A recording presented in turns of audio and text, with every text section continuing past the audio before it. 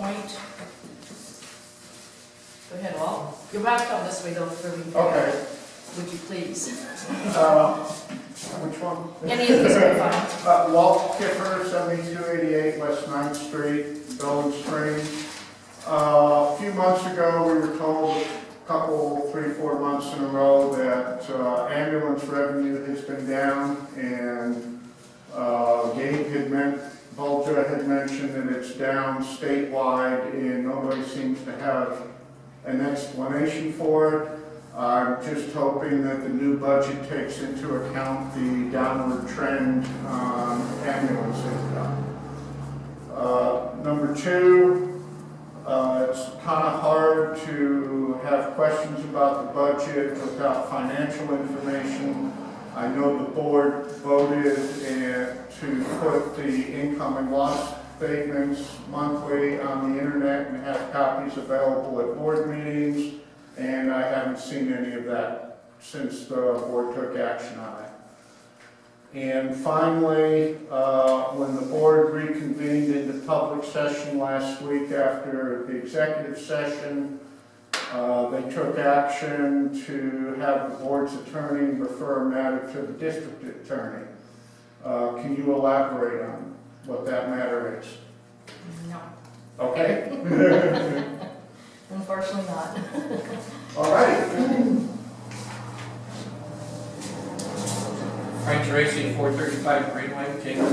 And just Walt Tidd, that's why I came to the meeting today. I'm the one that actually asked the question, I think maybe 3-4 months ago, why there's no profit and loss sheets.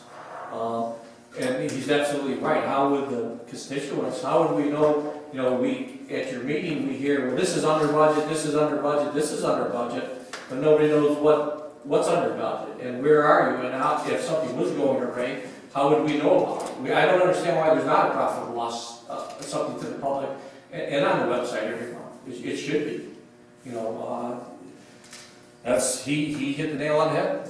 It should be, and I guess it was voted on, and it should be done, and past one it should actually go back in at least this fiscal year. Those should be posted going back. That's all. Thank you, Frank. Yeah. Wait. We'll have a few gaps. Okay, regular business is 5A, discussion review of the 2018-2019 fiscal year budget projection of estimated revenues and expenditures, possible budget draft for 2018-2019 financial year. David? Madam Chair, members of the board, thank you. This is the budget workshop. So just for the board's knowledge, as in a workshop, there's no action to be taken. But obviously at this point, this is my turn and time to present to you the budget. We'll go through that, answer any questions you have, and get you the information that you need. And then you give me and the chief the direction that we need to go ahead and amend the budget or change anything that you see here per the board's direction. So next month, we'll present a draft budget with those recommended or the direction that we received from the board today. And then we'll ask that the board tentatively adopt the budget. Once that budget is tentatively adopted by the board, we're required by statute to post it for 20 days. Which we will post on our normal district posting places and the website. After that 20-day period, which falls on our June board meeting, we'll come back and actually hold a public hearing on the budget. So that's now the time where we open up the public hearing and allow public comment on the budget. And then after that public hearing closes, the board takes a formal vote to ratify that budget and formally adopt that budget. Okay? So that's 2 months. Yes, so at the May board meeting, we'll do a tentative adoption. June board meeting will be final adoption.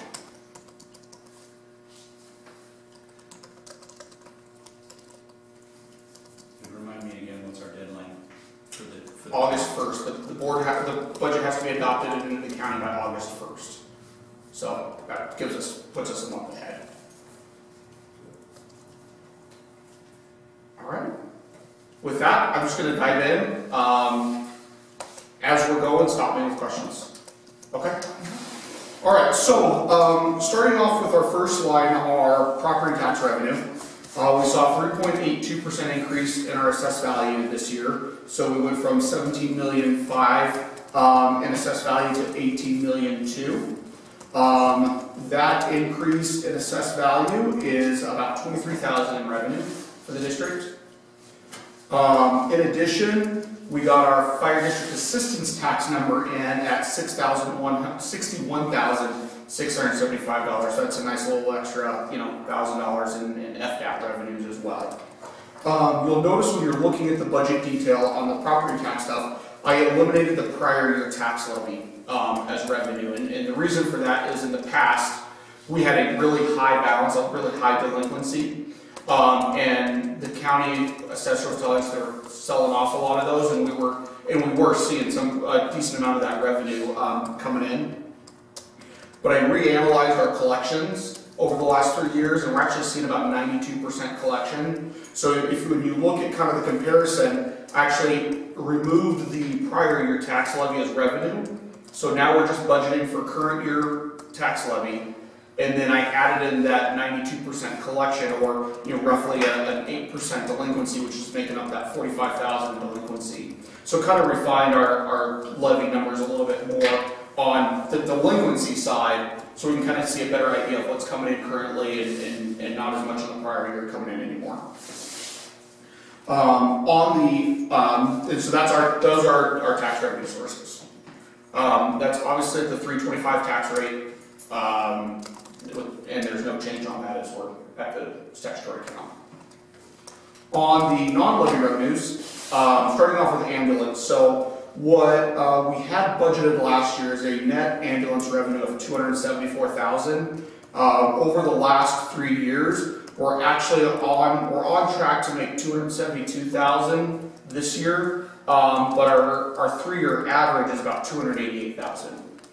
In addition, Department of Health Services came out with what they call an annual deflator, which is basically the adjustment to the ambulance billing rate based on inflation, and that's an increase of this year of 2.65%. So what I've done is I have taken ambulance revenue from 274 budget to 281 budget, which is higher than we budgeted this year, but still below our 3-year average. I'm confused. Me too. It says 574,000. So net, so you see below that is a negative 293,000 where we have access, which is the access Medicare and bad debt adjustment. So our collectible is 281,000. Okay, but the question, following that up, on our ambulance service revenue, since we are showing a trend of being down 10%, yet we increased what we expect to have come in, and we're not taking into account the trend that we're not making as much money on our ambulance as we were? Well, we're just assuming that that's going to go away, we're just going to be all wonderful. So that's what I explained in the beginning part, is we budgeted 274,000. We're on track to actually make 272,000 this year, so we're only about a $2,000 variance, which on that amount is relatively immaterial. And then I look at our long-year trend, our 3-year trends, when I expand out to our 3-year trend and not just look at one little snapshot, our 3-year trend is actually almost 290,000. So I'm bumping up for that annual deflator increase, but still not going above what our annual trend is. So really, what I'm trying to say is I'm not really sure, all the comments on us being down, but we are down a little bit from budget, but as you can see, we're not that far down when we look at year-to-date budget. Gabe, what reports are you looking at that we don't have that tells you that? On what? Is it Mediclaim database, is that what you're looking at? So I'm looking at various reports, a couple different reports, yeah. Mediclaim, our financials, everything. We don't see Mediclaim reports, do we? No. No, and pretty much the reason for that is because there's a lot of HIPAA information included in those reports. I'm sorry? There's a lot of HIPAA information included in those reports. Aren't they computer generated? Yeah, So that could be eliminated, right? Yeah. And we can see the numbers. yeah. Should we be seeing those things? Typically, none of our other boards look at the ambulance billing reports. They're not very easy to understand. There's a lot going on between credits and adjustments and payments and for various things. A lot of people don't want to see them. They really just want to see the net revenue coming in. Because likewise, we don't see the expenses either. On what? Well, I mean, we've got $280,000 on potential revenue.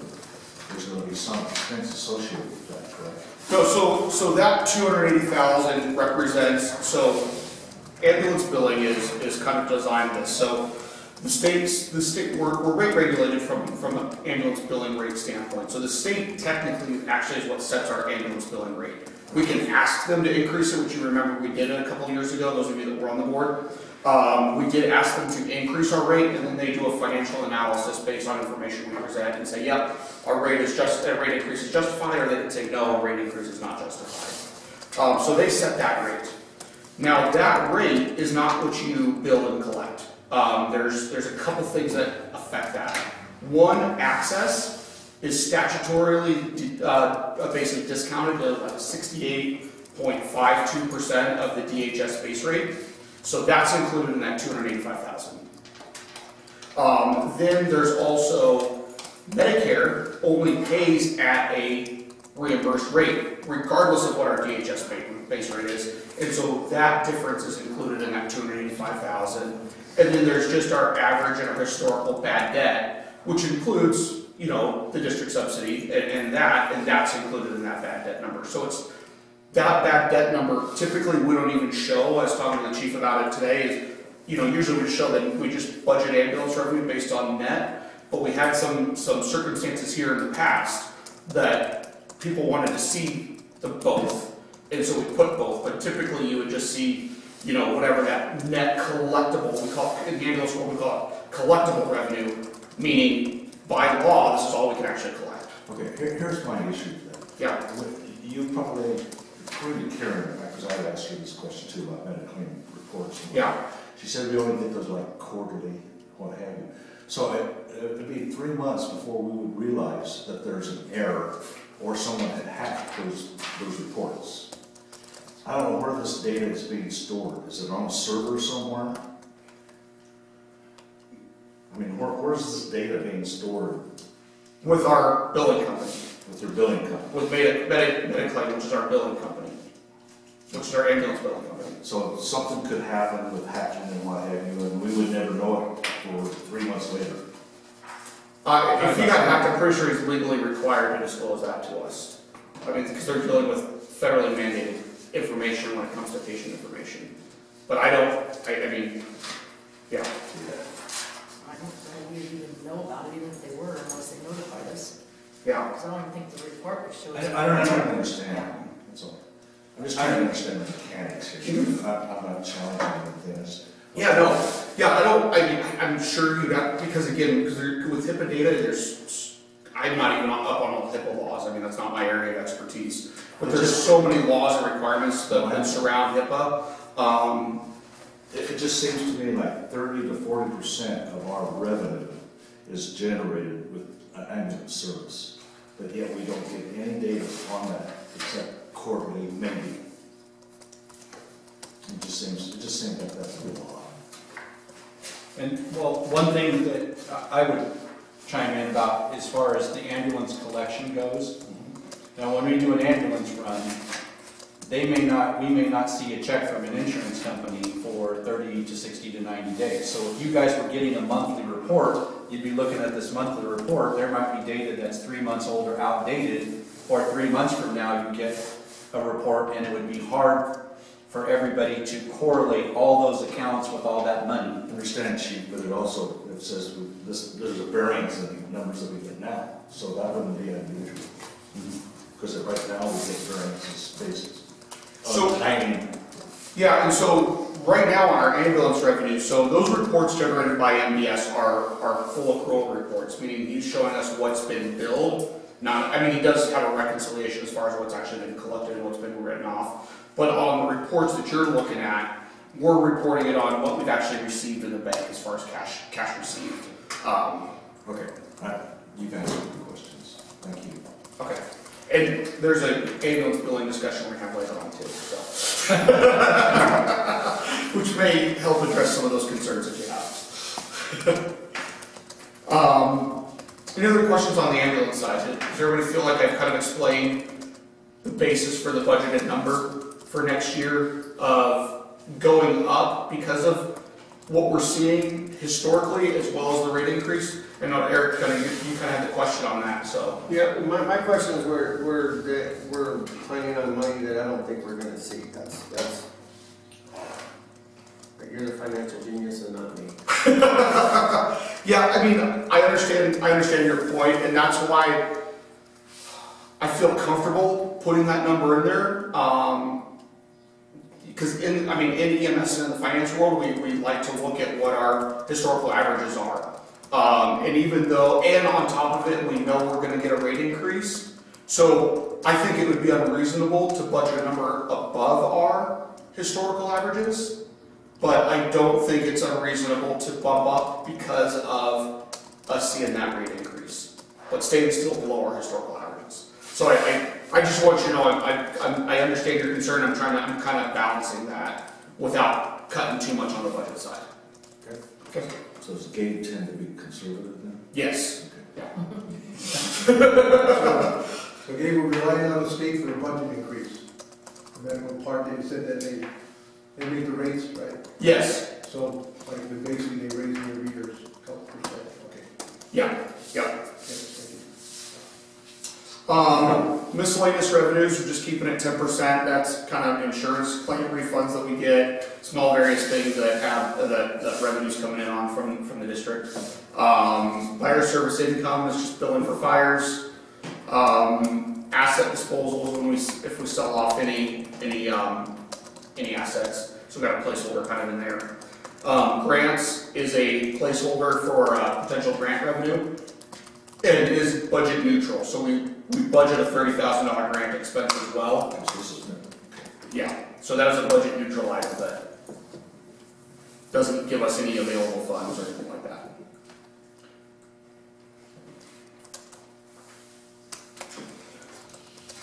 Any questions on the revenue side? Any additional questions? So we're looking at $936,000, which is increase of $15,149. Biggest reason why we're not seeing as much of an increase versus what our assessed value increase was is because that removing that reliance on prior year levy coming in. So, Gabe, would you tell me what that fire district assistance tax is? That part of our real estate tax that we pay? There's like a little piece of the pie that's called that. correct. So everybody across the state, I don't live in a fire district, even on my property tax bill says fire district assistance tax. And what that is, it's calculated by counties, and it's dispersed to the fire districts within the counties, and it's essentially the funds that the state set up to say, well, I'm not a resident of Dolan Springs, but if I'm driving through here and I get in a car accident, you guys are going to respond to me. So it's essentially every resident's share to take care of that transient population that the fire districts respond to. Thank you. So, I hope I don't wrap my way out of it. Yeah. Oh, but you'll get a bill. That's right. I know, and I'm not a district resident, so I don't get my copay waived. So now moving on to the employee side. So one thing that I did differently this year is I broke out regular salaries and wages for paid on call wages. And on the employees, what we're looking at here is a couple things. So we have our fire chief position, and then 6 full-time positions for firefighter, 3 firefighter paramedics, 3 firefighter EMTs, associated overtime for those positions, and then we also have in there 600 hours for Cecil, which is about what he's averaged in work. And then we have our office administrator position in there for Karen as well. So that's that first line, salaries and wages? Correct. One thing we are proposing in here is a 45-cent pay increase for staff. And that is reflected in this budget. Looking at the numbers, Gabe, the first line salaries and wages, I'm guessing that is the administrative staff. you're showing a $7,200 decrease. And then farther on down with Social Security, et cetera, we're also seeing a decrease. Do you know something we don't know? So let me get to that. So to answer your question and actually to continue what I was going to say and answer your question is the salaries and wages, top one is all full-time employees. So that's all full-time staff members. You're seeing that decrease because before we were budgeting all of our personnel into that salaries and wages, and now we're breaking out our paid on call into the line below. So that's why you're seeing a decrease there, because before you had an additional 30,000 in paid on call staff in there. The other piece that we're looking at here on this is we're proposing that in lieu of Social Security, the district enrolls into a 457 plan. And the district currently does not have a requirement to pay into Social Security. They do have a requirement to ensure that employees are covered in a FICA replacement plan with a contribution rate equal to or greater than 7.2%. Our firefighters personnel are covered by that law by being in PSPRS. Our administrative personnel and our paid on call personnel are not there, so they're all currently in Social Security. What we're kind of proposing here is taking paid on call, and it's my understanding that there's other districts in the area that do this with paid on call, is they put paid on call personnel in the 457 and have the paid on call pay that 7.2% out of their check. So it's essentially a 6.2% savings for the district that they're no longer contributing to Social Security or a 457 or anything for their paid on call personnel. They'll be required to essentially make up that payment on their own it's payroll deducted and then paid in. Then on basically the two administrative positions, Cecil and Karen, that are not in public safety. What we're looking at doing for them is a plan that the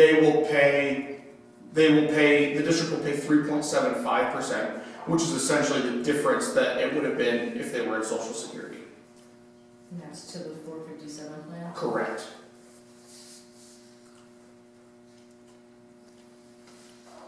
And why are we doing this? Say that again? Why are we doing this? Really to save the district money is the biggest reason. In addition, it gives the employees that are already really the paid on call individuals that are already full-time at another organization that are already in a pension plan, gives them the ability to now when they come work for us, they get money that's going into a retirement savings account for them, not into Social Security, which may be a system they're not currently paying into anywhere else because they are full-time firefighters elsewhere. And therefore not going to see the benefit. So it kind of allows them to see the benefit, but more importantly, saves us money. Having retired and having paid into Social Security, and also having worked for Clark County, which does not pay into Social Security, and they had a deferred comp program, when it comes time to retire, Social Security sees that as something that should be the deferred comp subtracted from what you've on a formula basis from what you've paid into Social Security. Correct. Not a lot of people know that until the point that you retire and go, wait a minute, we have apples and oranges, so how are they doing that? So do the employees understand that? That if they're paying into, if there's a 457 plan that's not going to be, that Social Security is absolutely going to look at that and deduct money from their Social Security payment based on what they put into that plan? Good question. That's a good question. I can't say that the employees would understand that. Maybe some of them do, some of them don't. Depends on how savvy they are financially. But if a firefighter worked at a fire district and did not have a POC position somewhere else, they would be in the same boat. It's just an educational point. Right. Because you think, oh, I've got this pot here, and then I'll have this pot here, and this is all going to be good when I retire. Oh, I'm sorry. But Social Security doesn't see it that way. Right, no, yeah, it's the windfall provision in Social Security, but I think, so the majority of our people are, like I said, firefighters full-time elsewhere, and so they already are not in Social Security. It would be more of an education to our firefighting personnel to make sure. I know we talked with Karen about this. I don't know if Shane, She said she was fine with it. Cecil is already collecting, so it makes no difference to him one way or the other, how much more money, he's still putting money, he's still paying money into it from the pay that he receives here. He's never going to see that on the back end. yeah, at least now it's going to be money directly to him. So, this opportunity is not available to all districts, because in the past, in order to get into ASRS, you had to sign what's called a Section 218 agreement, and that Section 218 agreement is what an organization says that they will guarantee Social Security benefits. A governmental organization will guarantee Social Security benefits to their employees not already enrolled in a FICA replacement plan. Well, we're not in ASRS. And so we've never signed a 218 agreement, which means it's really at that point that we're voluntarily contributing to Social Security, but have the option of not, as long as we make sure our employees are in a FICA replacement plan. So I was saying, it's not a lot of districts have this opportunity because they already are in ASRS, so they already signed the 218, so they're kind of stuck. But those organizations that are not, that have been formed after, like the Timber Mason merger, they basically, some of them had a 218, some of them didn't. Their merger voided all the 218 agreements, which is basically the only way you can void a 218 agreement, is by dissolving the entity. They elected not to go into Social Security. Mountain Vista is another fire district that's now merged with Golder, but prior to that, elected not to go into Social Security. So it's more and more districts are electing out of the Social Security option and go into kind of that 457 FICA replacement option for their non-sworn staff, because it's frankly it's a cost savings, and it's in depending on whose opinion it is, in some ways a better benefit. So that number, that 1229, includes the 3.75 that the district pays? Correct. And that's just basically half of the 7.5 requirement. So. And that covers just the POC and the 2 additional positions, or? That just covers our admin position and our mechanic position. The POCs will pay their own. And the district won't pay anything. They're like a contract employee that POCs? Exactly. Yeah. I mean, we're still going to withhold it. We have to, by law, we have to withhold it and pay it to their 457. But yes, that's a good way of putting it. Okay. At one time, we had this with the district, didn't we? We did have a 457 way back. That's what I thought. But I don't know if it was managed like this. I think it was just a supplemental benefit plan. What does ASRS stand for? Oh, Arizona State Retirement System. So it's basically the administrative version of public safety retirement.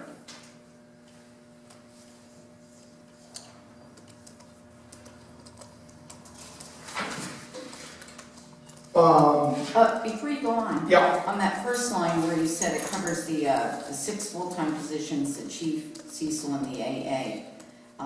This coming year, you're looking at a decrease of $7,208 on that very first line last year. Yes. And that's just more or less the way we're kind of coding things differently this year. Okay, but does that mean somebody's salary is going down? Because that's, when I look at the difference, and I see minus 7,000, I'm thinking those salaries are going down 7,000. Is that what that means? No, what that means is the budget from the prior year is going down 7,000, but there were other numbers in that budget item last year. So we had extra positions, full-time positions budgeted that were never filled last year. And so now that's being eliminated and those funds are being moved over to the paid on call line. And that's why you see paid on call going up 29,000. Because essentially we're moving those budget dollars from what was in salaries and wages as open positions to now paid on call positions. With those numbers, we're not assuming that we're gonna have any more employees in the future? No, in the draft budget, we're holding we have 4 full-time positions filled right now, Correct. and we still have 2 open. So we have the ability to hire on this budget, and I believe in the previous year budget, it was the same way. We held those 2 positions to hire those 2 positions. We actually have still- more. I'll hold up real quick. Did you have 4? I think we had 4 last year. But when we were going over the budget, from when we very first started, we figured that the district could support the 6 full-time positions, and that the 3 additional positions would be backfilled with POCs. And is that where that comes up, since you kind of shifted a little bit, the proposed 45 cent an hour increase for the, okay? Yep. Okay.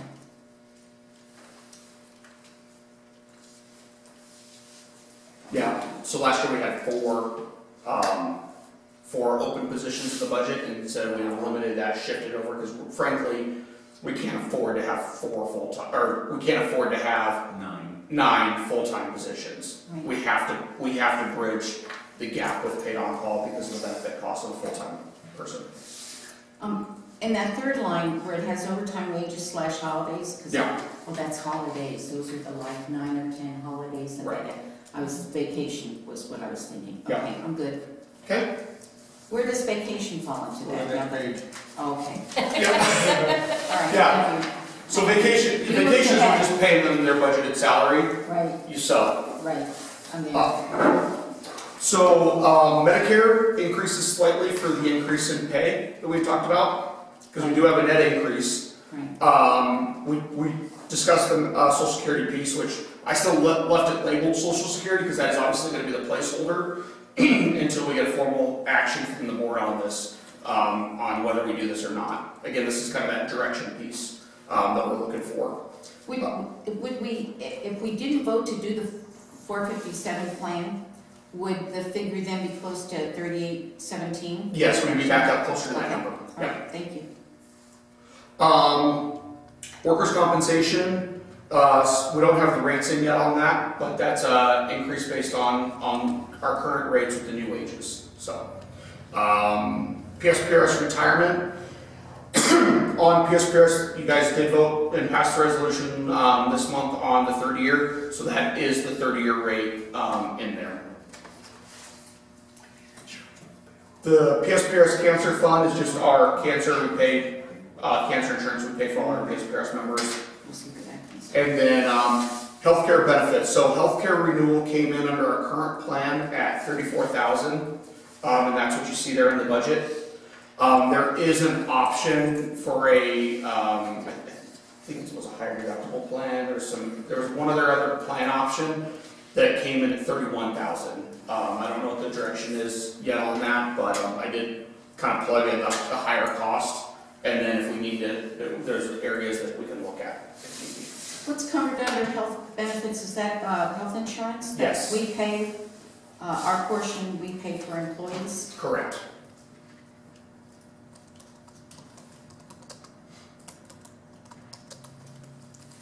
This is enough to warn. Yes.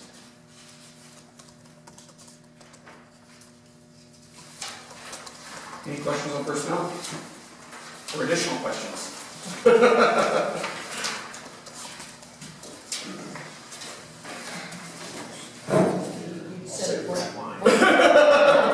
You said a 45 cent increase for regular staff, what about POCs? For all staff. For all. Yeah. I'd go through it, I have one, but I think we'll see where it comes out. Are we allowed to ask a question? I don't know. Madam Chair? Is the public allowed to ask a question? Tony, Yeah. are they allowed to ask questions? Not technically. But it's up to the board, Chair. Yeah, it's everybody. No, I think Go ahead, we need to. I just have maybe like 2 Can I do your comments. name and? Frank Tracy, 435. It's silly for us to sit here and not, the stuff that you guys are looking at, should there not be a copy that, I mean, we're sitting here wasting our time, I feel like. I mean, we're sitting here, we can't see anything. That's my one comment. And then the other comment to go back to, I kind of don't understand, we have a little store and somebody comes in and charges $20. and then they come in and they pay $5, which is sort of like you're doing on this, you said you get a statement every 3 months, and that they can't give personal information. I don't understand, it should just be a number. And how do you keep track of, so accounts receivable, so if you bill, you go on an ambulance, and you charge $1,000, and you don't get paid for that for 3 months, it's still on a book. In other words, there's a number that you are owed, you billed $20,000 in ambulances. This month you got paid from 2 months ago. There's a running number on that thing. That should be easily accessed every month. You have to keep track of that. You have to know what's billed and what's coming in. Right. And it doesn't just get billed and come in every 3 months. So I don't understand why that number, why any laws have to do with the number. The number's the number. I don't think there's any, that was something said, but. But I mean, where's that number? In other words, if you, kind of relate to what he was asking about. So as of today, you have X amount billed in ambulance. Let's say $20,000 on the books. And money comes in, right? Accounts receivable. And then it goes against that. Don't you guys keep track of that every month? Yeah, there's a receivable report in the. So should that number be, why is that number hard to put in a monthly statement? It's not, it's on their monthly statements. Excuse me? The receivable number is on their monthly financial reports. Okay, so what was the number that you don't get for every 3 months?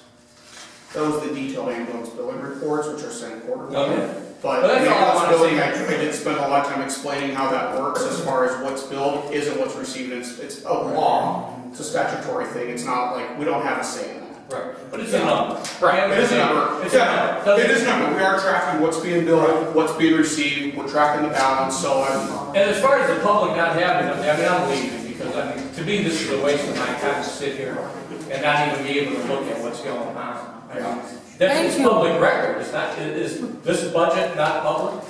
It is, it's in So there draft should form. be, so there should be some copies. I've been to 5 of these, I was a future board member, or back in the day I was a board member, and we come to these meetings, we don't get a copy of an agenda, we don't get a copy of nothing. And I think it's sad. I just wanted to throw it out there, so. Thank you for letting me speak. Thank you, Frank. You hit the nail on the head.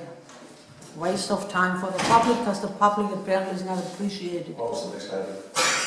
Moving on to buildings and land. So relatively small area, only a few things kind of roll into buildings and land. We have our utilities, our station and janitorial supplies, and our building repairs and maintenance. The only change that's reflected in there is our utility cost has been averaged much lower than 25,000, so I did reduce that to 20,000. We're set this year, going back. We're probably gonna hit closer to like 17,000 this year, but our 3-year average is 13,000, so that's why I reduced it, but didn't reduce it all the way down. So reduced it to 20,000, which still gives us, if we have like a really hot summer and race season running more, we've got some leeway there. Monthly bills, it looked like it was more. Yeah. Bills, not doing the bills. That's why I asked if Gabe was concerned. Yes, that's where Gabe is conservative. Walt Kiffer, 7288 West 9th Street, Golden Springs. The money to repaint the building, did that come out of this line item in the budget? And if not, may I suggest that this line item be increased for other maintenance needs for next year? Like maybe do the meat view station. There's a line here for building repair and maintenance, you don't see that, that's Okay. under, 2 down under utilities. So is that the one that came in? The money that we have in the budget for this year is being spent on the paint. Okay. Yes, and then we're So rolling. it is coming out. Next year, there will be another bank of money in that line item for more station Okay. maintenance and repairs for the future, yes. Because Okay. there's more to do. Yes. As you know. Yes. Good. Buildings and land good. All right. Vehicles and equipment. I'm sure everybody in this room is aware. Fuel prices are not going down. So, right now, we're looking at hitting about 15,000 this year on, I'm sorry, 20,000 this year on fuel. Our average is 12. I bumped us up to 20. We may want to consider going a little higher on that. Because as of now, I'm not seeing anything on fuel coming back down. Did they expect? Did you base this on a certain price for fuel? Or just on general usage a year? General usage, yeah. Which is, I was just reading earlier. So what do you recommend us putting for the fuel cost then? Do you have a suggestion for the fuel cost? Well, I would think that if we get 20,000 this year, I think we better throw another 4,000 or 5,000 in there for fuel costs. Yeah. I think going maybe just 24,000, 24,000.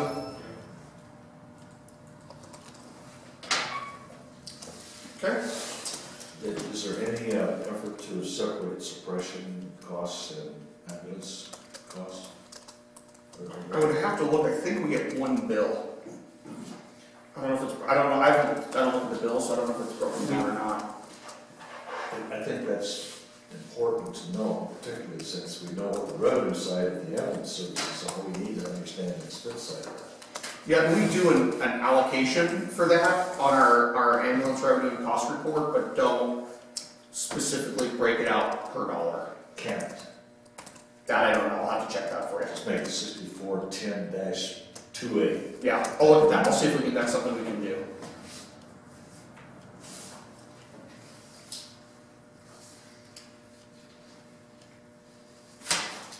Well, that would go same thing for maintenance.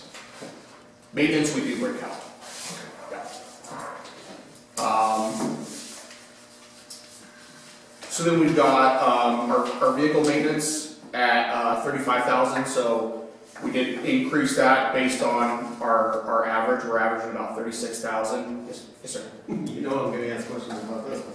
Okay, based on what you averaged last year during that fiscal year, we bought the ambulance in, what was it, August, September? Yeah. And we had very high maintenance costs up until that point. Is that skewing our numbers? Or are we still spending this kind of money to keep our other buckets running? Well, because of the heat wave last year, it came right at the very beginning of our budget cycle, so that skewed our numbers. But what we're doing is, yes, we are keeping our other buckets running, not necessarily the ambulances. Now I'm shifting costs back towards, like you see the increase in cost for the water tenders, getting the water tenders repaired. So we want to keep those numbers where they're at, and because of that, we spent that $11,000 on that one ambulance. We do have an ambulance that needs an engine rebuild, and we still have other engine fire truck maintenance that's going to have to be done. That's going to be costly. Well, one of the questions I had regarding that was, because our costs were so high last year on vehicle maintenance and repair, and one of the main reasons we went with a new ambulance was to cut that cost down. Right. I think it should be starting to trend down. But we don't want to cut maintenance on other vehicles that need maintenance, like we've been hit with some expensive costs on the water tender. Yeah. I can't foresee that happening. Understand. So if we strip that budget, if we keep it high and we let it trend down, and when we operate under budget, we still end up with that money. But if we strip that budget, then we're going to have to rob it from somewhere else to make up the difference. Yeah, and I think, and you're right, we did see less on obviously ambulance, but as Chief was mentioning, now we've got other stuff breaking in, so that's the challenge with the aging fleet is, yeah, we may save here by replacing out that unit, but now these other units are all still getting older. And I guarantee you, we don't have ambulances in the shop every week like we did last year before we bought this new ambulance. Our ambulance maintenance costs have been cut. We had one ambulance go in for service not too long ago, and just regular oil changes and tires and regular maintenance. So I personally have seen a decrease in what we're paying out to keep the ambulances running. We're not rotating ambulances in and out of the shop like we were. Chief, do you have an update us for us on us. We're gonna try to sell some of the surplus, equipment we have. It'll be going up, it is the end of the month. It'll be going up next week, probably. I was trying to have it by the end of the month, but it's gonna spill over into the first week of next week. The ambulance is down here. Then going down, we've got our shop tools and supplies, our fire equipment maintenance, which is like if extrication tools need to be repaired or something like that, is that dollar amount. Fire equipment is actually for purchasing of new equipment as needed, like something breaks, new hose nozzle, things of that nature. EMS equipment maintenance is the maintenance like for our cardiac monitors, if the gurney needs repairs and maintenance, those sort of items. EMS supplies is our actual, supplies used on the ambulance. And then finally, the ambulance lease purchase, which is that lease purchase expense on the ambulance. Quick question on that. Chief, we had talked a while back about you getting a warranty agreement on the gurney, Yes, and we did get that. I believe it was a 1-year agreement, and it cost us, I can't remember the exact cost, but we tripled it. If we would have paid in maintenance cost, it would have been triple what we cost for the maintenance contract. So I will most likely be reaching out to Stryker again to renew that contract. And in that contract, every time the guy comes through the area, he comes in and he stops in and he loops it and it makes adjustments and does any repairs that need to be done under that contract. Because those expenses were way more than I ever anticipated when we started looking at getting the repairs done. On a gurney? A new gurney is over $20,000 for a Aren't they new. just like things that go up and down? The new, Yeah, but they do the it all their own now. the newest electric gurneys are trending over $20,000, which is absolutely ridiculous. So It's not like a car wash.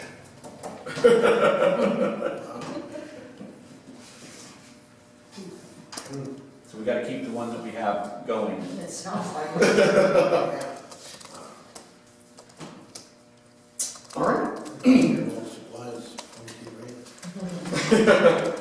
All right, moving on from vehicles and equipment, communications and IT systems. Telecommunications, no change, that's just kind of phones, internet stuff. Computer equipment and support, computer equipment and support is internet's in there. We did have $12,000 in last year's budget. We are trending under that, so talking with the chief, there are some things that are needed. So we were able to reduce it down, but reduce it to $8,000 from the $12,000. What will be this year? I know we budgeted 12,000. What do you think that'll come in this year? We're looking at coming in this year at about 6,000. And then dispatch expenses, a contracted expense for dispatch. Let's see. So we're not looking at the dispatch contract? I was just saying that Kingman Fire did notify us of an increase. I know we had an increase last year. Yeah, we had one last year, but We haven't been notified of any increase this year with Kingman dispatch prices. When does our contract expire? I don't know that it really expires. It's just Yeah. we pay quarterly, but it should be renewed annually for the end of the budget year. How much did it go up last year? It didn't go up too much, but it went up.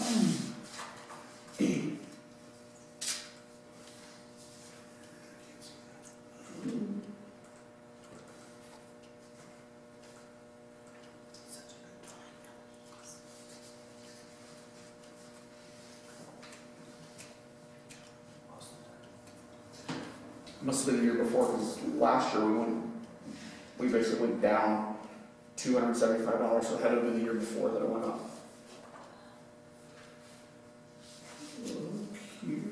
Chief, while he's looking for that, is this what we would do for web services? Web services on the internet, is this what we would pay for that? The maintenance for the website. The maintenance for the website, does that come out of computers and equipment and support, or telecommunications, or does it come out of the administrative costs? I believe it comes out of the computer line item, but I will double check right now. Yes, computer equipment support. That's what the web services are. Yeah.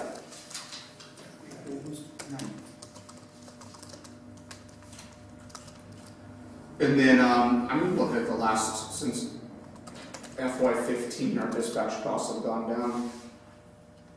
Which is where we got an increase last budget year. Yeah, we went 18,704, well, yeah, I guess, no, 18,704, 18,704. Oh yeah, this last year, so we were paying 18,700, and we're going down 18,500, we've been going down. What are the actual numbers? So, You said it was 18.7 for this year? no, it was 18,700 2 years ago. Okay, And we're going down to 18, we went down to 18,500 last year, and gotcha. if we don't change, we're 18,500 again. Okay. But in FY 14-15, we're at 21,327. That was substantially better. Yeah. Yeah. Well, if that's what they're billing us, I'm not gonna say. He's not gonna fight him on that.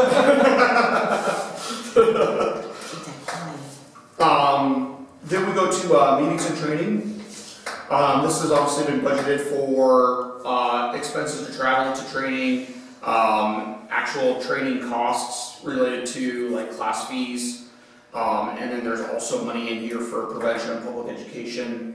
And again, these line items haven't been changed from prior years. I have a question. Meetings and business expense, it's mileage for the employees. Is there some reason why there can't be mileage reimbursement for board members? I mean, it's not like we go down to 93 and that's where our next board meeting is. For those of us in Dolan, we drive to Meadview and vice versa. Is there some reason why board members can't be reimbursed for their mileage, and is that where it would go? There is a reason. By law, the board members can't benefit from the district, and the travel to and from is considered part of your regular duties. Board members can be reimbursed for travel to a training, but not for carrying out their day-to-day duties. So. That's a nice try. Sorry, guys. Yeah. What comes under prevention public education? What are we spending $2,500 on? Well, so we haven't spent anything out of there in the last 3 years. But typically what would come out of there is if the organization bought like, fire awareness, Coloring books, if there's safety decals, so it's that kind of stuff. Fire alarms. Yeah. Right, so at the past couple of years, at some of the public events, we've been using up what the district has had, and we're getting down to the very end of that, so we're planning on spending some of that budget this year to refresh some of those. But I wanted to get rid of all the items that were boxed up from previous years and try to use that, hand that out at the parades and the different public events that we've been to, so. One thing just to kind of keep in mind, at the town crier, the little weekly rag that comes out, like at our last meeting, it was when there are times that the public is not allowed to burn open fires because the brush is dry or whatever. Putting a notice like that in the town crier would be really helpful because people read that. And that's only $10 if you do a full page ad. So that may be something to consider putting, because I didn't read it, but my neighbor did. They're going to tell me about it. That's just the nature of where we live. So that I'm just suggesting. They don't cover that under public service announcement? They may. Well, so we want to make sure it gets in there. $10 will guarantee it. But yeah, I don't think that would be a problem. But that would be a good, like when they have to recall those fire extinguishers. If you didn't know about it, you may have one in your house and think it's going to save you. And that would be the kind of thing I think for public education that would be really helpful. Well, I saw the chief had posted burn notices in the post office. I saw that. Right, the BLM restrictions, we don't have any control over, but our own personal burn restrictions, I'll make sure that they're posted. That'd be Well, great. was that one I saw? Yeah, that's what you're. There, I believe we had both of them posted, because there's BLM stage 1 fire restrictions, and then, effective tomorrow, we have an open burn ban that's going into effect, so no more burn permits and, no more open burn. So we'll Yeah, contact the town crier. that would be good. What's the difference between employee and board training and employee training?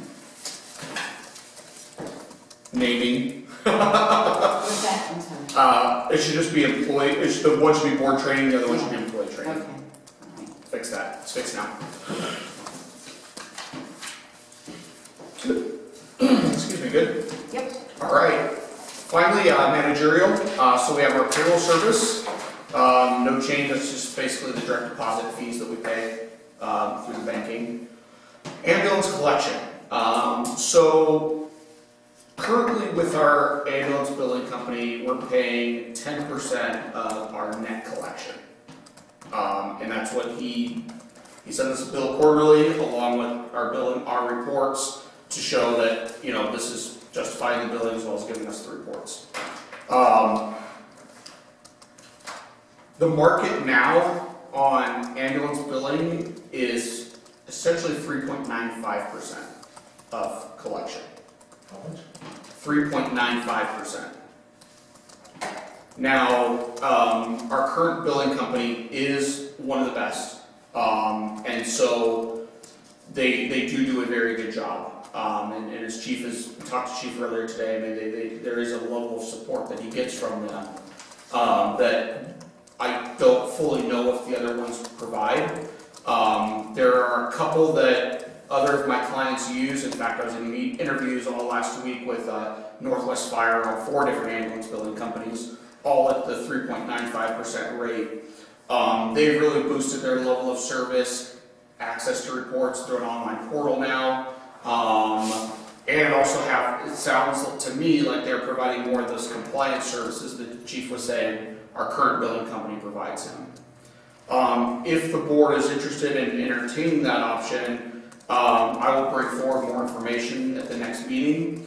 All of these companies, we have one of them, like I said, I work with currently. The other one, it looks like Northwest is going to go with, which is a company based out of New York. They both, I know one does great work. The other one sounds like they do great work.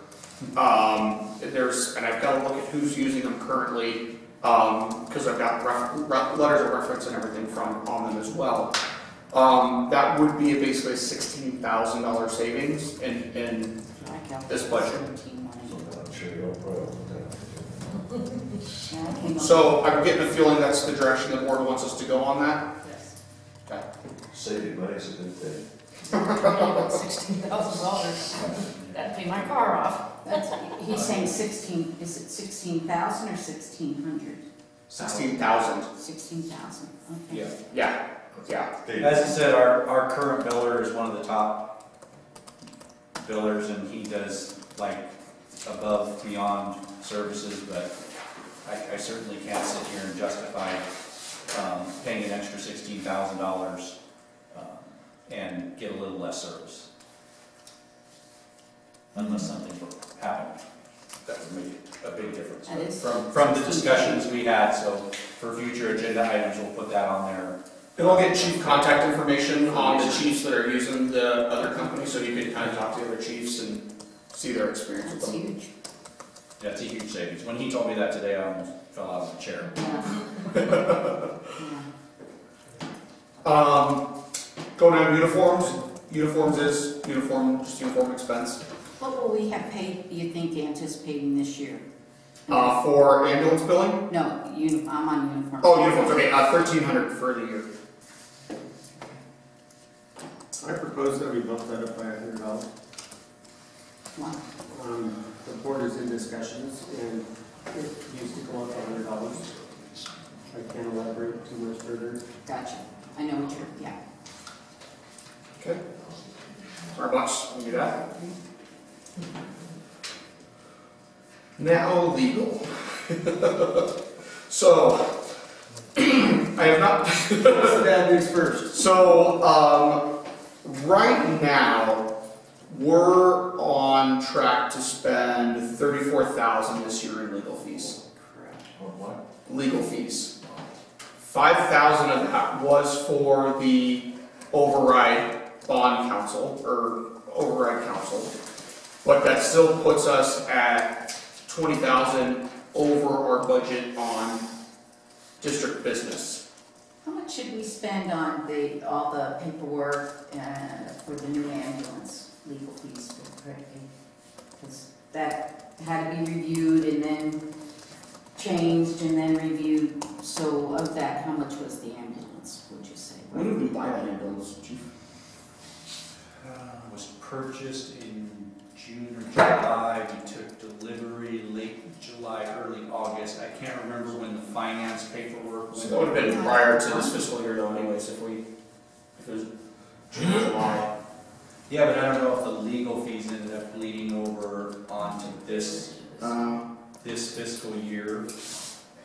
I mean, if it I did, don't so, know- I don't know if he breaks it down like that. I think that would be like getting into Bill's cost breakdown and looking at that to see. Right. I can't imagine that the contract review cost us that much money. I mean, if I don't know how much we're even talking about, but I knew that there was. There all was these legal associated fees, cost. There was cost with the ambulance, so I just kind of wanted to. I mean, yeah, so with it all being early in the fiscal year, even if it was part of like the first bill in July was 4,600, so even if we say that entire bill was the ambulance, Right. we're still significantly over on the Oh, yeah. you know, and so this is purely the board's area. I don't have, you know, even the chief doesn't have much say in this line item. I will say we are spending more than similar sized districts, and so I think my recommendation from a financial management standpoint is to internally look at a little bit of the why. But then also we need to discuss, you know, where that number needs to be, because clearly 10,000 isn't going to cut it. No. But at the same time, if we're spending over 10,000, we really need to look at why, because that is not normal for an organization of this size. And just by looking at this, you wouldn't know if that's associated with ambulance. No, legal. Oh, Yeah. Right, or the override, because we spent 5K on the override. Theoretically, for districts in our area or whatever, what is the average? Is 10,000 what they normally budget for such things? 5 to 10,000. You know,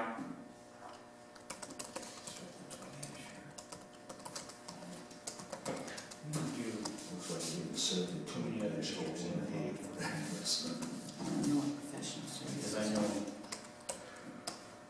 so I guess looking for some direction here. when the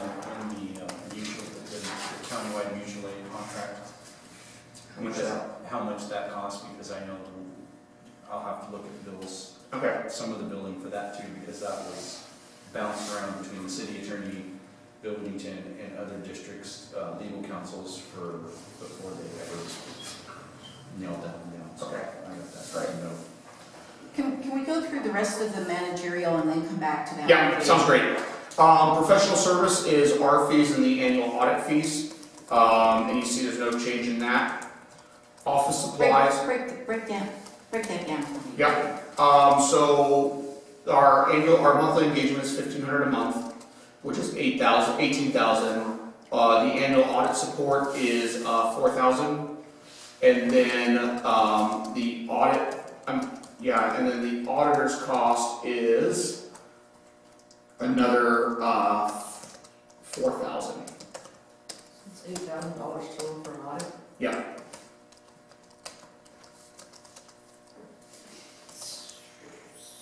So that comes to. I'm sorry, 6,500.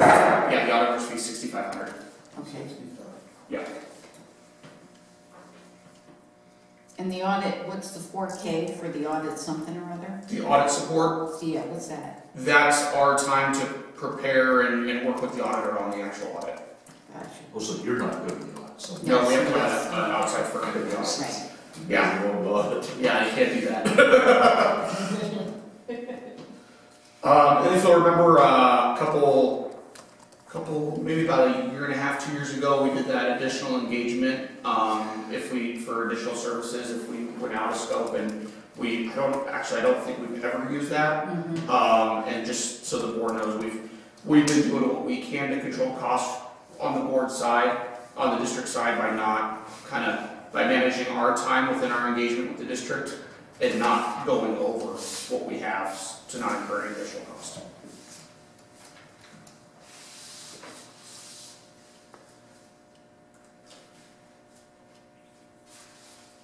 Going down, office supplies, no change. Postage and shipping, no change. Printing, no change there. Obviously, this year you saw a jump, but that's mainly because of the printing for the override work. So going back down to our normal levels. Dues and subscriptions, I eliminated interest expense. We didn't have any for the last 2 years, or we've got enough fund balance, I believe, to carry us through and not require any use of that line of credit as we stand today. Bank service fees. What's public information? $120, what is that?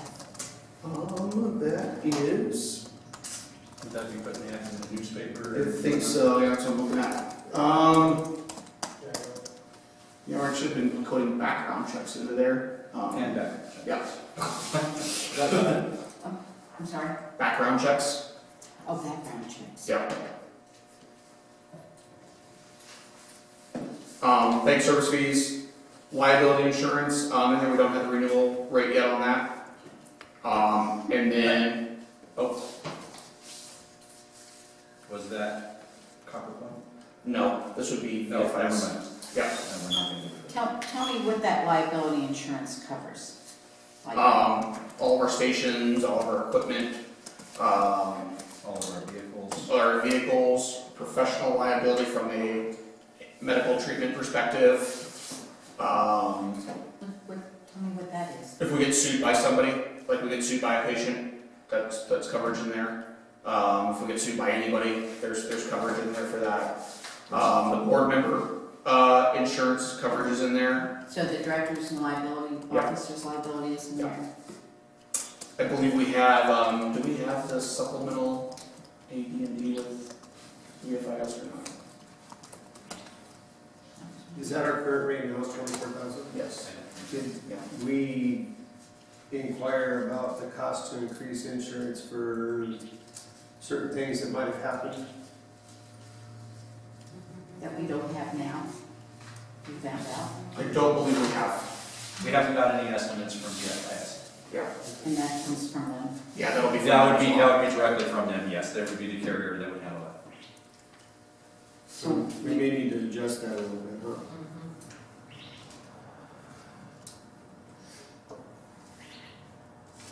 Yeah, once we get the rates in, we'll plug in what the new rate is. The other issue on that particular item is the limit.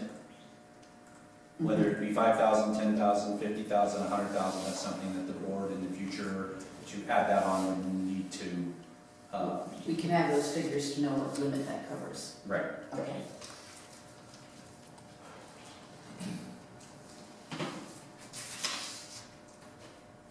Got it. Election expense is what the election expense is. If we don't have to have an election, then we save that money. We just got some preliminary information. Chief, tell me about The preliminary estimates are below 7,500, I can't remember what I actually quoted at the 18 something. 18,000, something like that. Was based on 1,600 registered voters in the district. So 1,800. 1,800 for We have three the board upcoming election with 3 board members. Oh, that's good. And that's if they have anyone running against it. Right, yeah, so if we don't have an election, So we don't- could adjust that. I wouldn't want to take it back to 1,800 because the other significant decrease was with not the elections department, but the voter registration department. Because at one election, they charged us $1.40 per registered voter, and at this election, they're charging us 40 cents per registered voter. So I don't want to see us take it down to the 1,800. No, I Keep don't it at think we least should go that low. 2,500, I think would be a fair figure, and then if we go above that, then So that takes us to, we don't have anything budgeted for vacation and sick liability, which would be, yes, Why not? So vacation and sick liability here would be building up a reserve fund for when people separate service to pay out on their balances. The board just And we don't do that. And we don't pay. And we don't pay out, so. So we don't pay out if they separate. Right.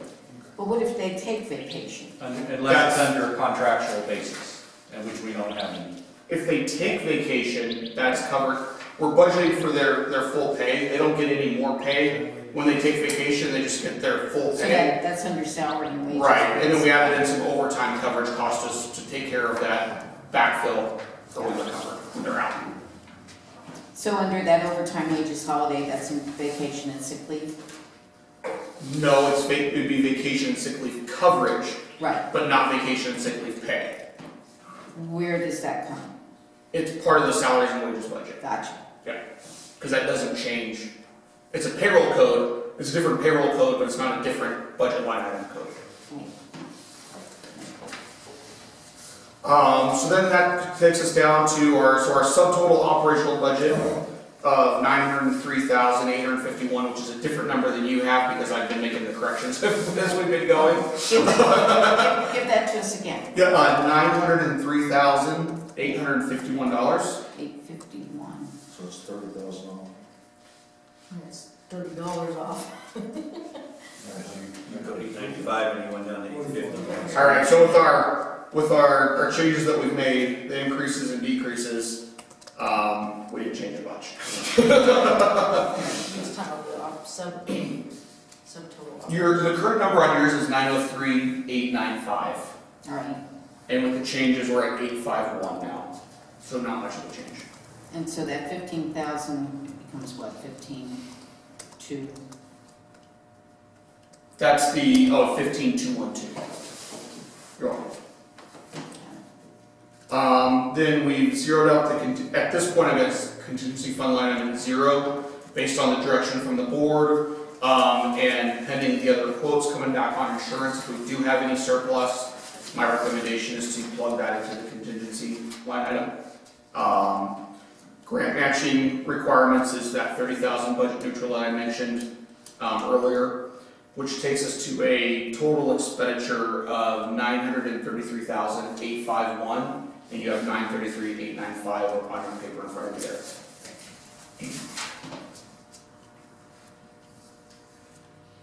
So if the board decides to beef up the legal services from 10,000 to something, where would we pull that from? So there's really, at this point, I feel there's kind of, well, one area would be, I think we've got pretty firm direction from the board on moving ambulance billing companies, or at least getting our current provider at a lower rate.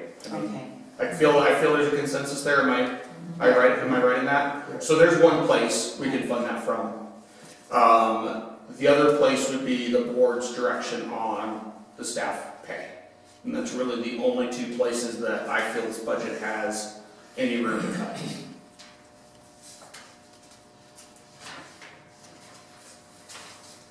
Chief, I have a question. As you move through the year, let's assume, purposes of discussion, this is ratified. As you move through the year, do you unilaterally decide to sweep funds from a certain account to another account to cover costs that maybe weren't budgeted? Or is that a board decision? We cannot do that. No, in order to do that, we'd have to actually go through a formal budget amendment to be able to do that. So if you saw you were over in one account, but under another, move those funds, we would have to discuss that. So we can run over and run under and still say we know we're over here and we know we're under here and we're okay overall. But if we want to physically reallocate, say we want to make this now even and add these funds up here to this line item so this one's no longer over, then that would actually have to go through a formal budget amendment.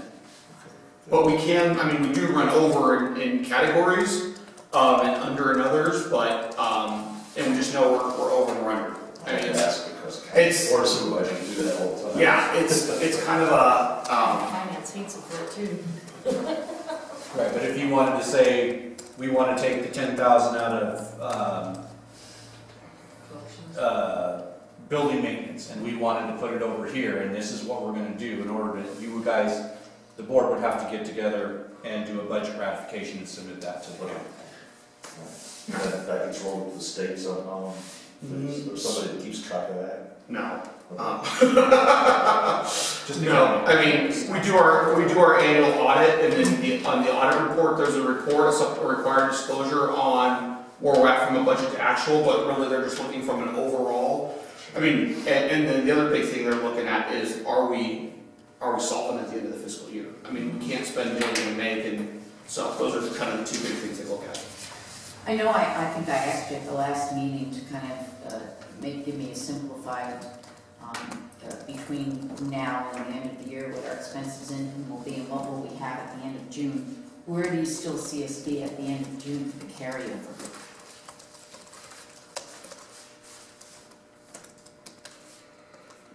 I'm looking at us being at 543,000 at the end of June. Thank you. You're welcome. Well, you were just mentioning that you can't take from one to put in another. So how did we pay our $24,000 extra legal fees? We are just over budget in legal fees. Now, if you want to allocate, Where'd the money come from to pay for it? The big pot with the money. it's honestly, Eric, it's nomenclature and presentation. We can just be over budget, and you know, obviously, we are technically taking from other areas to cover that. But if we want to formally move money from one budget category down to there, so now we're no longer over budget on legal, we have to go through a formal adoption. We'll take it from the big pot. That's what we want to do. It's the big pot pays all these things. And where you pay more for that line item or less for that line item. You know, the big pot. Okay, maybe not.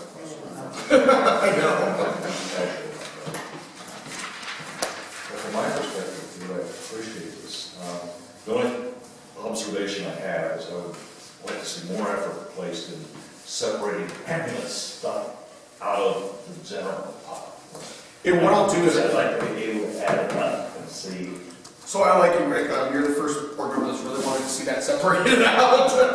So what I'll do, especially now knowing that with you, I'll show you I'll send you kind of those ambulance reports and show you our full breakout on all that, so you can see what we're actually doing from a revenue and expense standpoint, specifically the ambulance. So. And do you provide the information that the staff will put on the website as for profit and loss and the handouts for the public? Would that be a piece of paper you generate then? Yeah, so we discussed the financials on the website, and the decision was just, I don't know if it was to pull the cover report and the profit and loss. I think it was the cover report and the profit and loss, just from the report that I sent. Yeah, so there's that piece. And so yeah. Yeah. On this though, this stuff we were dialing in some things just now, and I understand there's some requests from the public to have this available. I typically don't prepare this and have this available. I mean, I actually tried to have a projector, and I thought of it on the drive up, and you can't get a projector in Kingman. Is that by my office? I know, because I was actually going to have this projected up on the wall, so we can also, so we can see it all live, and then you guys can see these changes as we're going through it. But I typically don't, and with really any of my boards, have these public copies available, because it is still very much a working document and not truly ready for public consumption. By all means, the public has the right to request it through a public records request, but we don't make it readily available because it is a very much a working document and not ready for public presentation as a formal document. Before the public hearing, will you have it up on the website so you can see what's up there and they can come in? By statute, we have to have it up, so it will be up, yes.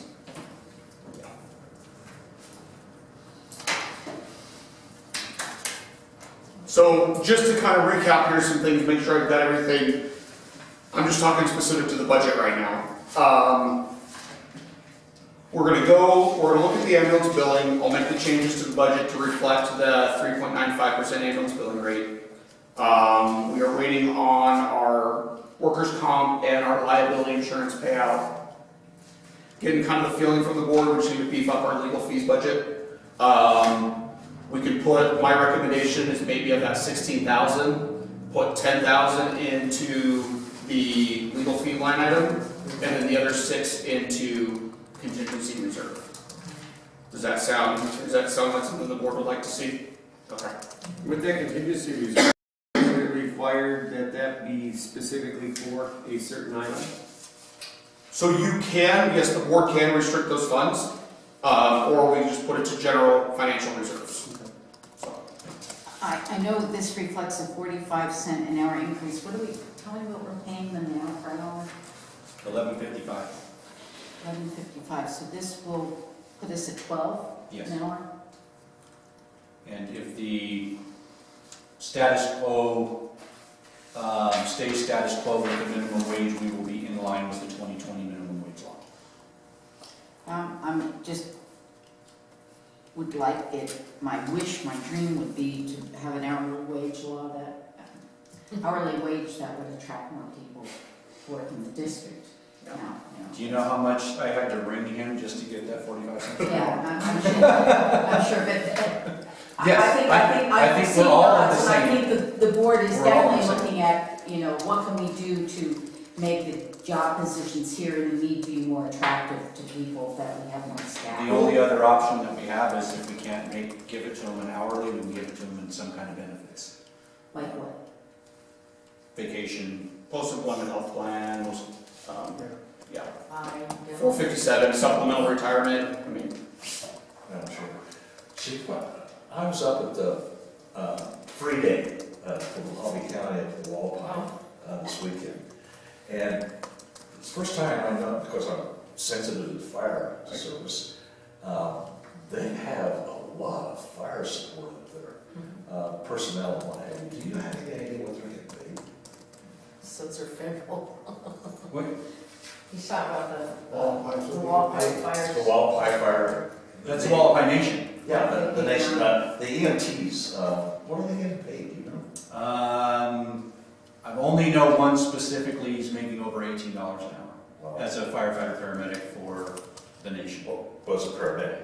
Firefighter paramedic. I don't know what a firefighter EMT, I don't know any firefighter EMTs that work up there personally, so I don't know what their wages are. But it'd be less than 18 hours. Yes, but given they like to, they're a sovereign nation, Yeah. so Well, I understand all that. they don't like to give information out very freely, so you kind of like have to drag it out of some of There were a lot of gringos working in that fire department. So. Oh, yeah. Oh, yeah, oh, no doubt about it. Oh, They have a lot of sheriff's corporate, office they lost do one. now have a lot of corporate funding from corporate that's helping them out because the Peach Springs Fire EMS got big I push. just thought they didn't. Gabe, yes. I know this is calculated at 45 cents. What would an additional 50 cents an hour, including all the, Medicare and all that kind of? So if we do 50 cents an hour. Additional. Oh, additional, so, You're talking 95 cents total. Right. Okay.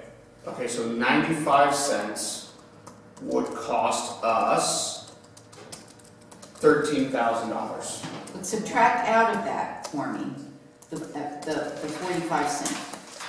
Subtract that out, because you already budgeted for 45 cents additional an hour. That's what 95 cents would cost. She Or wants to know what the difference is. 50, yeah, that's 13, that's the $14,000. For an additional 50 cents? Yes, yes. Okay. Okay. I look at the carryover and thank God we don't have to do another paid early campaign of $543,000. And I'm looking at $13,000, that's kind of paltry next to that. Is there any reason why we're not looking to utilize something like that to beef up that hourly wage to get people here? So here's the concern, is essentially what that means is that it means deficit spending. So although we have the money in our funds, we're operationally deficit spending, if we do that. Based on the numbers that we're looking at for next year. Right. So if we put that into our budget and budget these pay raises that's required to be funded off our fund balance, what do we do when that fund balance is now depleted? I think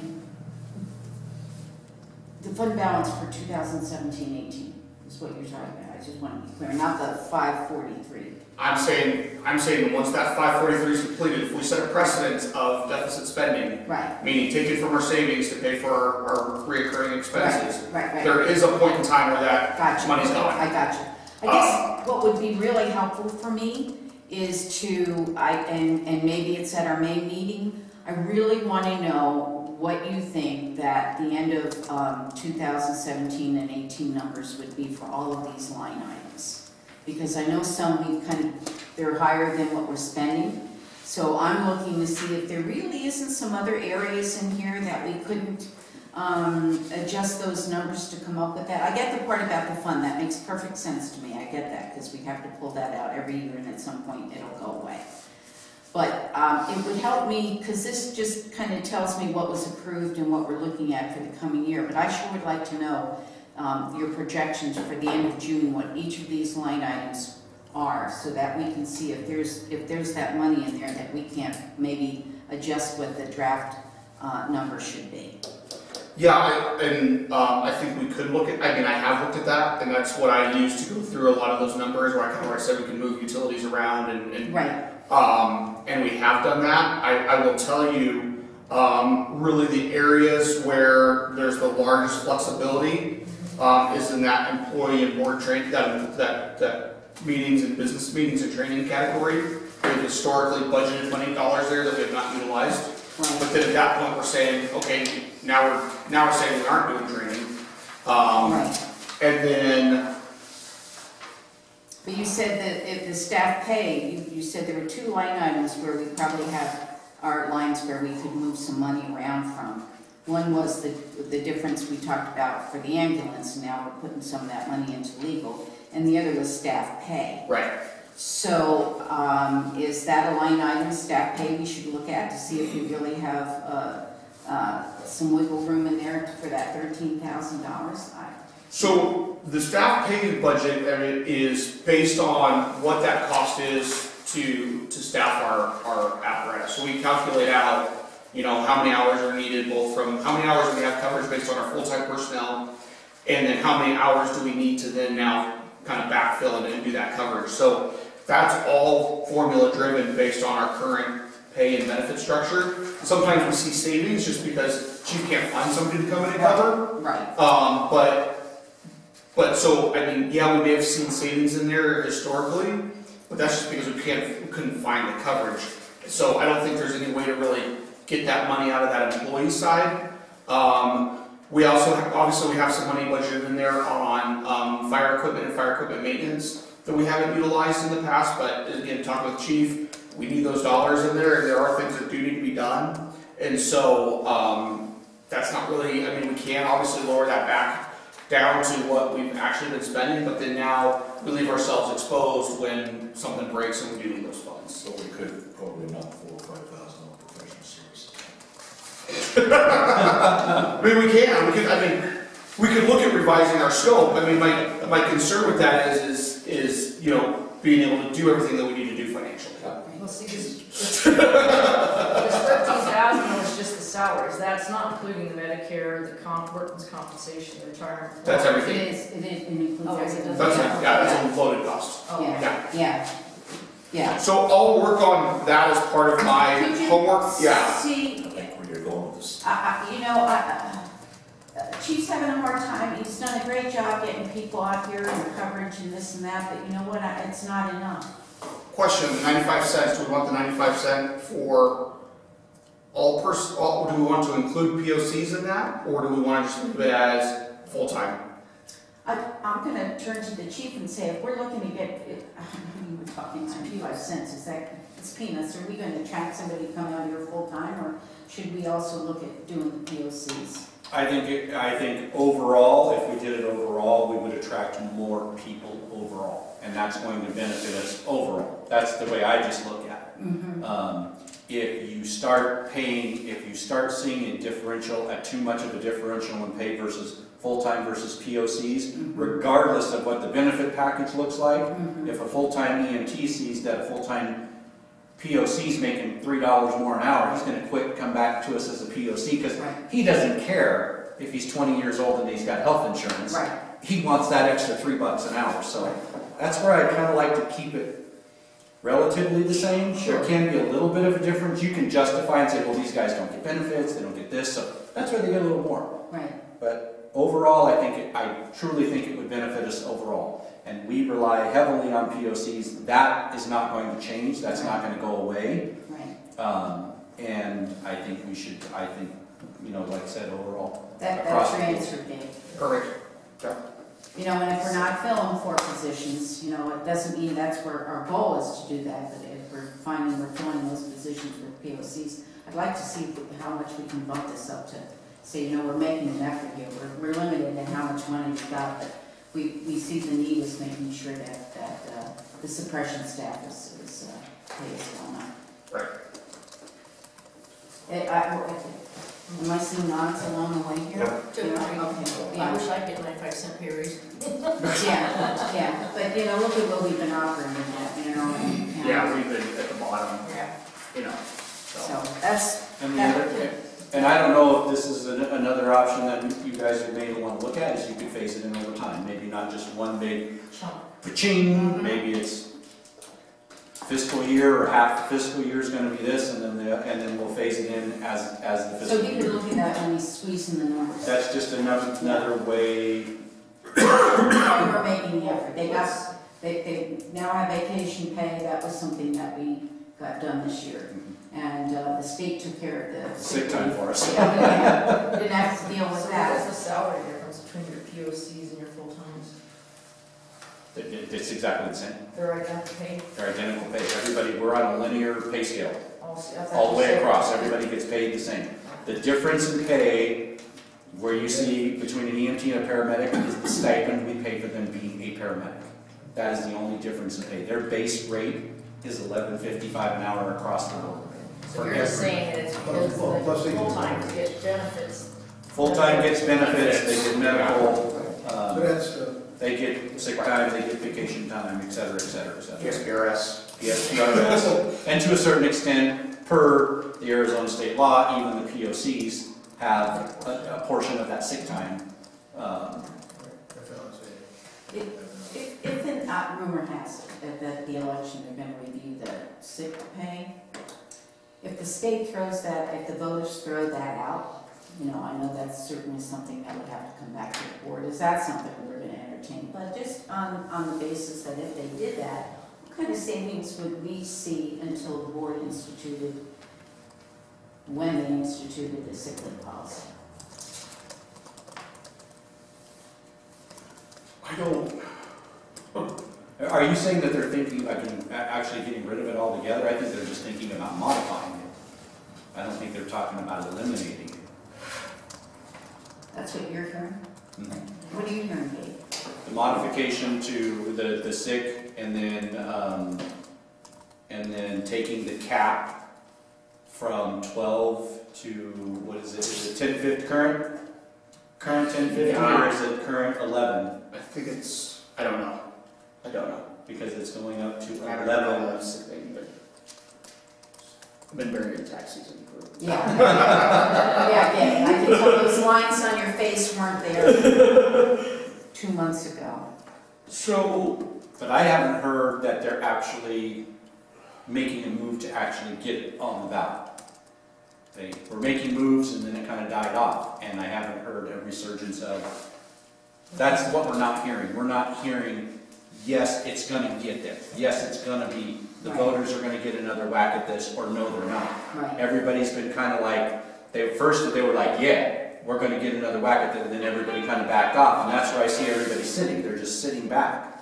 And that's where I'm waiting. I'm like, okay, are they going to do this, or are they not going to do this? Right. Because this affects how we do business. Right, absolutely. So through this year, we've only paid out $800 in POC sick pay. Okay. So, Nice. and then full-time sick pay, we've paid out $1,700. In addition to the 800? Yes. Yeah. yeah, Gabe, I was looking at the 5-year projections. Yes. Okay, so that's basically about an average, you're looking at average, No. I guess. Yeah, we're looking at laws of averages there, yeah. So we're looking at 2% inflation in both AV and personnel costs, and a 1% inflation rate in other costs. So we've seen that big 3.8% bump this year. That really flipped our projections around from what we were looking at last year. Thank you. Did anybody else have any more questions? No, answered mine. Thank you. Thank you. Now are we ready to make a motion to adjourn this meeting so we start? Madam Chair, Yes, sir. at our regular board meeting, we were not allowed to ask questions about the financial. If it's not on the agenda, is that this the appropriate venue for that? It's It's not on the agenda to talk about our, No, it's on the next agenda. on the next agenda, okay. Yeah. the regular meeting, I'm sorry. I was like, what do you mean it's not on the next agenda? There should be two items. The next piece of Yes, paper. sir. The next piece of paper, okay. Number 4, March it's on there. March financial. Okay. So yes, that's it. What are you looking at? This is, I this make is a motion, I made a the. motion to adjourn this meeting, and he seconded it. Oh, okay. Yeah. All in favor? Aye. Meeting's adjourned at 3:15. Thank you, Gabe. Thank you, guys. Yeah. 10? Take a 10.